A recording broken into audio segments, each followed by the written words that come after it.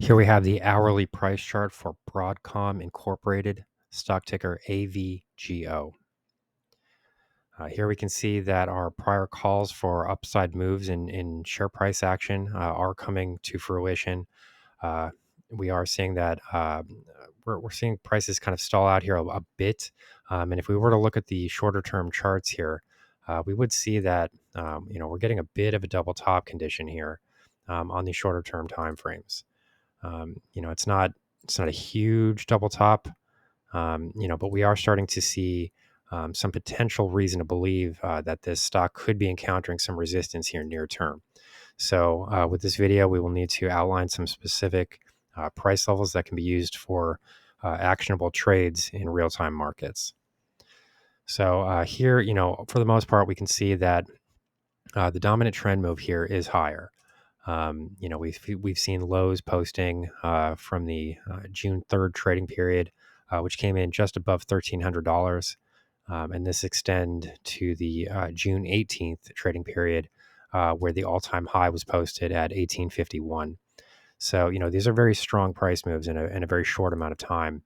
And if you notice here, there was actually a significant price gap. Um, that was seen during a after, following an earnings release. This could be significant here going forward, because if we do fall back into this price region, it's possible that we would need to see that gap filled to the downside. So that could bring some negative momentum to the stock if we were to venture back into that region. Currently, we were calling for higher prices here in the stock because, there were several positive readings here.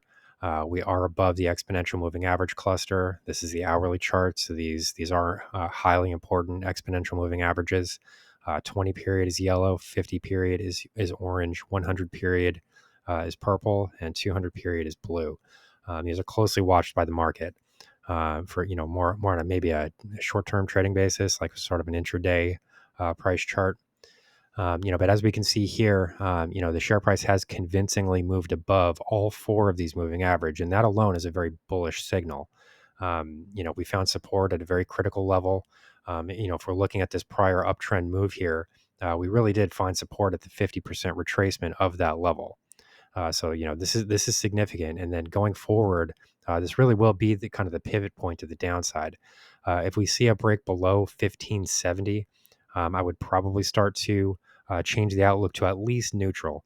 I think we would still be able to find some support a bit lower. So I wouldn't exactly turn to outright bearish just yet. If that's type of downside break were to occur, I think we could probably find support about $50 lower.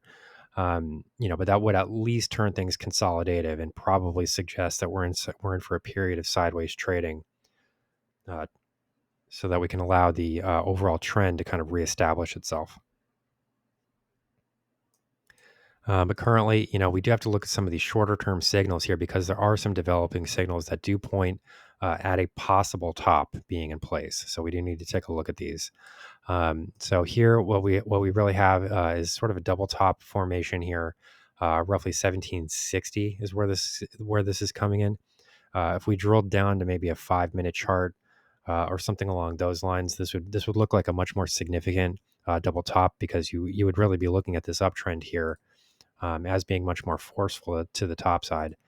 And then at the end of that rally, you'd really be seeing a double top here. So it would look more significant on the, say, 5-minute chart or a 15-minute chart. It might look a bit smaller on the 1-hour chart. But currently we really do need to see a break above here, because, if we start to see declines from here, this will kind of solidify this area as a double top trading region. Currently to the downside, support levels have moved up to roughly 1695. So if we do see a break below that level, that would kind of confirm this double top zone as the next upside target for potential resistance. So, in addition to all of these factors, we also have to note the fact that, we did have a very strong momentum reading in the relative strength index. This is a very strong slope in the RSI. You typically see things that are a bit more subdued than that. And once we reached overbought territory, That would be right here. Let's try to get this arrow to behave itself here. Once we reached overbought territory, not totally surprising to start to see this give way because, it was a fairly strongly upward slope in the momentum reading, a bit unsustainable. Not exactly, the type of trend momentum that you would typically see. That said, we have to also remember that this stock is able to maintain itself in overbought territory for quite a long period of time. Because if we move back to the middle of June, we can see that the share price really was able to remain in heavily overbought territory. For just about a full week. I mean, that's a very long time in the market. To be trading at that type of level is, it's not common. It's not seen very often.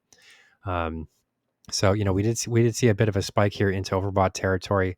Not too much of a concern here because this is the type of stock that has the potential to live in that area for quite some time. But the fact that we did lose this upward trend in share price momentum is a bit of a concern when you take this in combination with the fact that we're kind of in danger here of forming a double top resistance zone. Currently, we are seeing the moving averages kind of rise above this prior support that we're seeing at 1695.